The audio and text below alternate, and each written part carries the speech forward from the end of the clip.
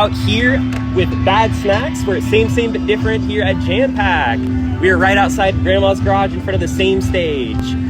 Hello. Hi. Welcome. Thank Tell you. us about yourself. I go by Bad Snacks. I'm a DJ, violinist, producer, and I'm here at Same But Different, and it's a beautiful day out. Love it. Yeah. And you have a set here, right? I do. I have a set here today at 5:30. Love it. And which stage? Different stage. The different stage. Perfect. Awesome. Well, let's get into it. Tell us a little bit about yourself. Yeah. DJ, artist, producer, violinist. Yeah, that's definitely some of the bullet points. I'm based out of LA, full-time producer. I do like a lot of like kind of hip-hop derivative, down-tempo, dancey stuff. It's like a cross, it's a smattering of a bunch of different styles, but it's really just like things that, you know, that I can play violin with, and Yeah. you know, a lot of tracks like that. Just kind of, I call it vibing music. Okay, yeah, a little vibey. Yeah. Love it.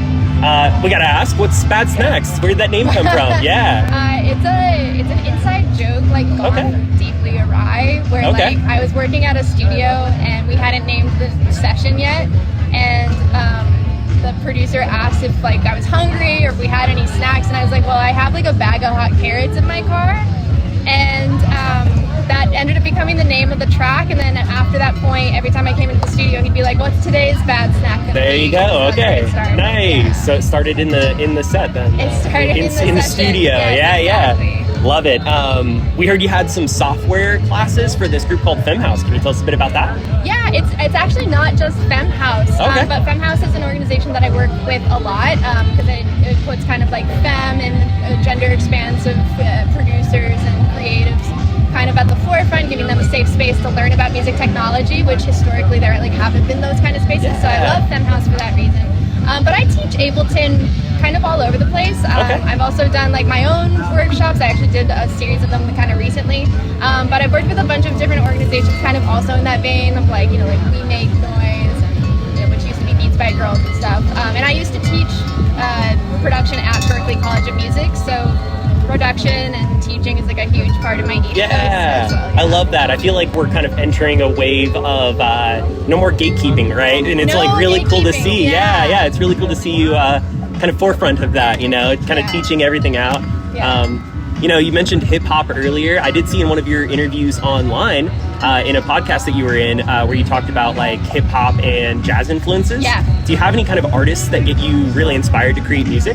Oh yeah, 100%. I mean, basically anybody off of Brain Feeder and anybody from like the Low End Theory scene of Los Angeles, which was a series that happened weekly at the airliner. So I'm, you know, the players like producers like Flying Lotus. Okay. And then Robert Glasper is an amazing pianist who actually does a fantastic video about how jazz is the mother of hip hop.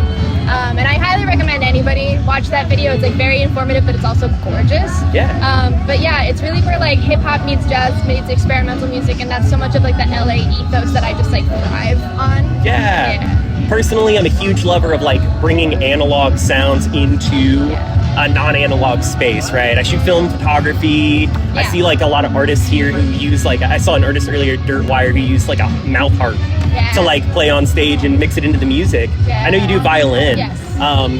We've got a lot of music lovers like listening. Can you walk us through like your pedal setup that you plug into your violin? Yeah, absolutely.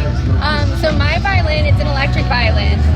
So I have like a direct signal that goes into my pedal board. And then the first couple of pedals are actually audio to synthesizer processors. Okay. So it's almost a little bit the antithesis of bringing analog into a digital space. It's actually bringing analog to a digital space. Like making it more digital.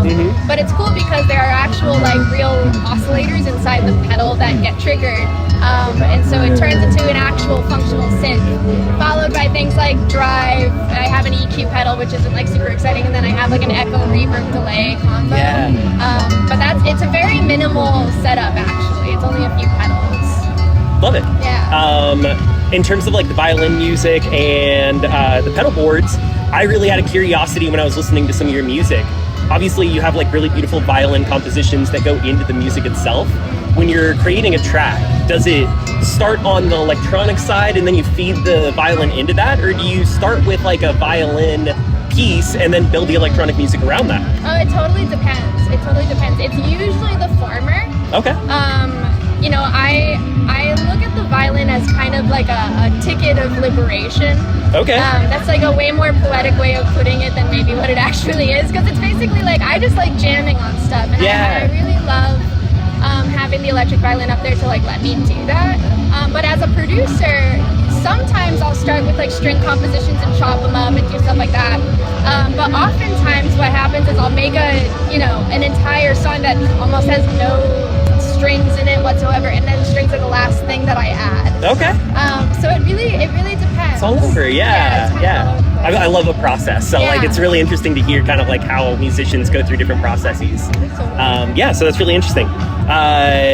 We read about an upcoming music competition you have with one of your songs. Can you tell us a little bit about that? Yeah, so we actually just ran it. Okay. And it was a remix competition for I Wanna Be, which is a song that came out on the Home Music EP. And we had 95 submissions, 97, like just shy of 100 submissions of all genres, like all genres welcome. And then the winner is this producer named Wongi, who's based out of New Zealand, which is cool. Super interesting remix, really well done. I mean, there's a reason why we chose it as the winner. But it's going to be coming out, I think, either end of October or November, but it's a really cool track because it's like kind of like, I call it like an estuary track of like two very different bodies meeting, where it's like half electronic but also half like thrashy indie rock. Yeah. It's cool. Yeah, that's really awesome. I love like bringing it to the community again, right? That no gatekeeping allowed, right? No gatekeeping. It's really awesome. Yeah. So that's really cool to see. Do you have any new music videos or videos that you want to talk about coming out? New music videos? No, I do not have any new music videos. Oh, okay, gotcha. Yeah. Right now I'm very much working. I'm working on the next project. Like I've been in the studio. I'm in studio rap mode. Yeah. As the fall and winter approaches and the weather gets colder, I go into the studio. Yeah.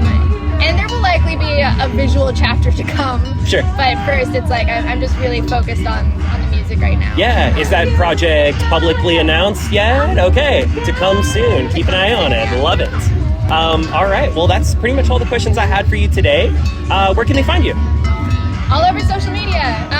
I'm most active on Instagram, so it's Instagram /Lil Bad Snacks, LIL Bad Snacks. Okay. And then same handle across socials like Twitter, TikTok, all that good stuff. But Instagram is like where I'm the loudest. Okay, gotcha. Yeah. Lil Bad Snacks. Sounds good. And you have any upcoming shows in LA outside of Same?